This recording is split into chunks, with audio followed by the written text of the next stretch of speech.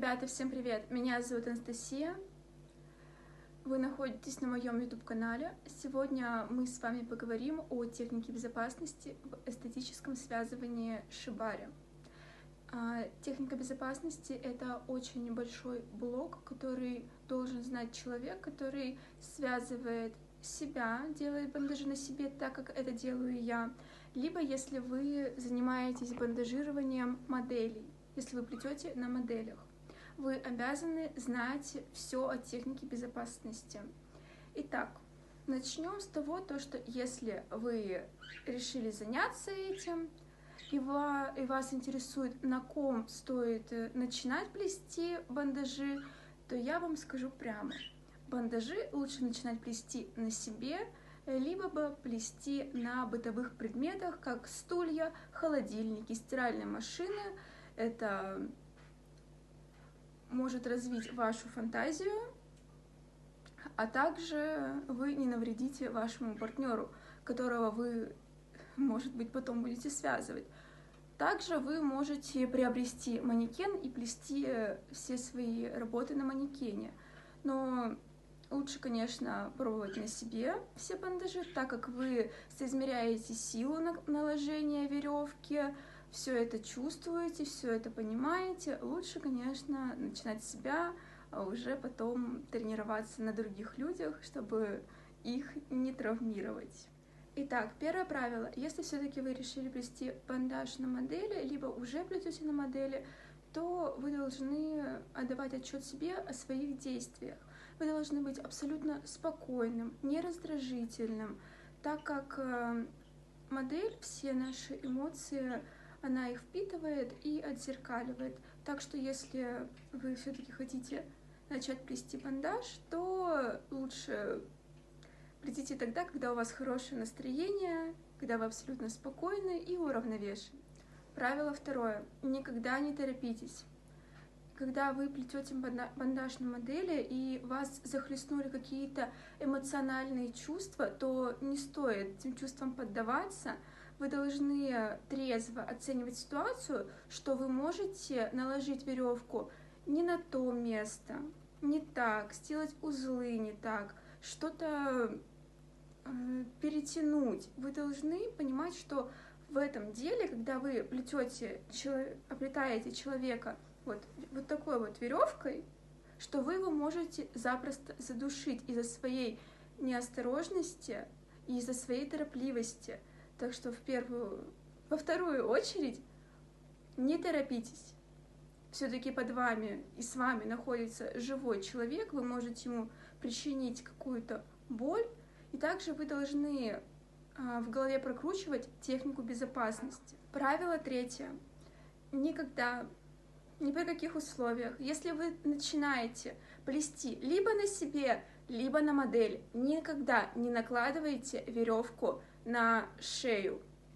Тем более не надо делать так, чтобы человек терял сознание. Если человеку нравится, допустим, удушье, и вы не профессионал в этом деле, все равно не стоит. Вы можете сделать скользкий узел и запросто задушить человека, и он просто потеряет сознание. Так что запомните, не накладывайте петли на шею. Также не рекомендуется накладывать веревку на косточки. Накладывайте веревку на мышцы, там, где больше мышц, можно затянуть потуже. Там, где мышц меньше, это, например, на наших кистях, там мы накладываем веревку и затягиваем не сильно, чтобы проходило 2 пальца под кольцами веревки. Итак, запястья — это такие места, которые следует завязывать в последнюю очередь и развязывать в первую очередь, так как они подвержены затеканию. Следующая травма — это травма лучевого нерва. Такую травму следует бояться всегда. Даже если вы уже давно практикуете бандажирование и никогда не сталкивались с таким повреждением, то лучше перестрахуйтесь, потому что в любом случае она вас может настигнуть. Следите за цветом конечности вашей модели, так как легкое потемнение — это нормально. так как бандаж — это наложение давящих повязок, которые нарушают кровообращение.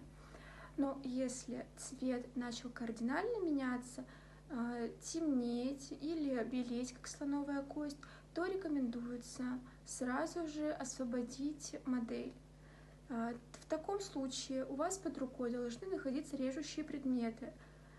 Можно использовать нож или все-таки безопасные ножницы. Но если вы не можете их найти в своем городе, то любой режущий предмет подойдет. И, пожалуйста, не путайте, что техника безопасности связывания и техника безопасности подвешивания, она отличается. Если вы все-таки хотите заниматься подвешиванием, то вам следует сходить к специалисту, который вас этому обучит, подробно расскажет, чтобы вы не повредили партнеру. Не стоит заниматься каким-то самоподвешиванием, самоучением, так как это все-таки опасно. Также я хочу уделить внимание веревке, которую вы выбираете для бандажирования. Не стоит брать некачественную веревку, тем более если вы ее накладываете на голое тело. Вы можете себе все тело расцарапать, оставить его в ожогах и с какими-то возможными шрамами. Синяки — это еще нормально.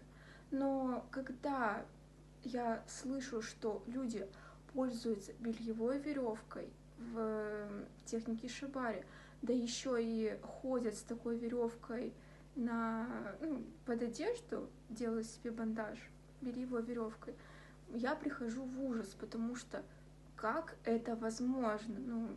Сами подумайте, это веревка, которая может оставить ожоги на теле. Вот, это обычная бельевая веревка. Она оставляет ожоги на теле. Она не держит уже своей формы совершенно. Да, если вы посмотрите, вот,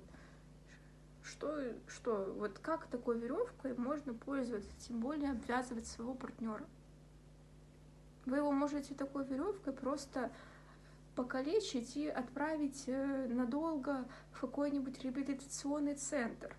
Так что, когда вы подходите к связыванию, подходите к этому с умом. Включайте, пожалуйста, свой мозг. Веревку найти сложно. Ищите в интернете. Ищите на различных сайтах 18+. Это возможно и можно. Некоторые люди покупают обычный джут строительный и варят его. Но это, конечно, очень муторно. Если вы хотите, вы можете попробовать. Но я рекомендую все-таки покупать профессиональную веревку, которая уже предназначена для шибари, чтобы на ней не было никаких раздражителей, чтобы вашей модели или вам было приятно работать с такой веревкой, чтобы вы получали удовольствие от держания ее в руках. А вот это вот, если вы этим пользуетесь, пожалуйста, используйте это по назначению, либо выкидывайте. Но если вы не хотите соблюдать технику безопасности, то лучше не занимайтесь. Самое главное правило, которое я могу просто сказать, и вы должны будете его запомнить, это никогда в таком серьезном деле, как связывание, не сталкивайтесь с глупыми людьми, которые плюют на технику безопасности, плюют на качество веревок, потому что они будут плевать на вас. Вот, запомните. Я планирую уже заканчивать свой инструктаж по безопасности, но также я планирую выложить весь материал, который был озвучен в этом видео, и больше, допустим, как реабилитировать этот лучевой нерв, если вы все-таки столкнулись с ним. Я это, скорее всего, распишу в своем инстаграме, вы можете подписываться на мой инстаграм, также это будет полезнее, вы сможете зафиксировать весь этот текст, либо скопировать. И не забудьте, пожалуйста, поставить пальчик вверх и влепить сердечки на моем инстаграме. Оцените мой труд по достоинству. Так как я старалась, собирала всю эту информацию, и если будет мало пальчиков вверх, мало комментариев, то, скорее всего, я не буду выкладывать полный инструктаж у себя на стене. И так что вы знаете, что делать. Теперь вы, в принципе, осведомлены о каком-то кусочке техники безопасности. Так что до скорой встречи. Пока-пока-пока.